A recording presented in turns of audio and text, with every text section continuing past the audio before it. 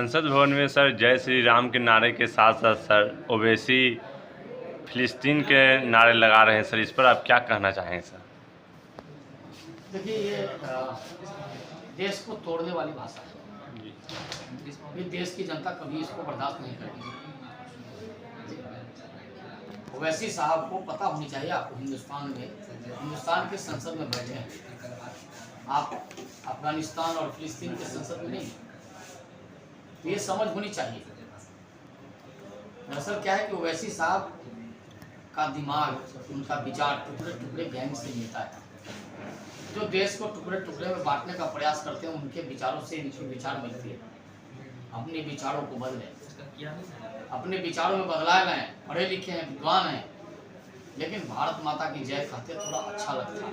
लेकिन अगर फिलिस्तीन की जय करेंगे तो ये भारत में नहीं चलेगा। भारत की सरकार और भारत की संसद ऐसे लोगों को कभी माफ नहीं करने वाली। अपनी भाषा में सुधार लानी होगी उनको। भारत सरकार ने ऐसा कानून भी बना रखा है और देश की जनता की अदालत में जाएंगे तो ऐसे लोगों को फिर संसद का मुंह देखने को नहीं मिलने वाली है। भारत के सर संसद भवन में असदुद्दीन ओवैसी फिलिस्तीन का सर नारा लगा रहे हैं सर, इस पर आप क्या कहना चाहेंगे सर? देखिए, भारत का संविधान जिसमें मौलिक अधिकार की चर्चा की गई है, यहाँ के नागरिकों को मौलिक अधिकार दिए गए हैं भारत के संविधान में, और उस मौलिक अधिकार के तहत अभिव्यक्ति की आज़ादी मिली हुई।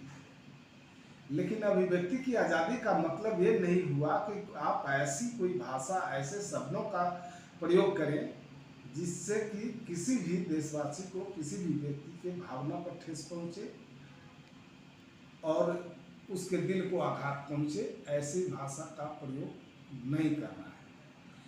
और एक संसद भवन जहाँ पवित्र संस्था है, देश की सर्वोच्च संस्था है, और ऐसी संस्था में इस तरह के शब्दों का प्रयोग किया गया है, तो ये ओवैसी साहब किस भावना से प्रेरित होकर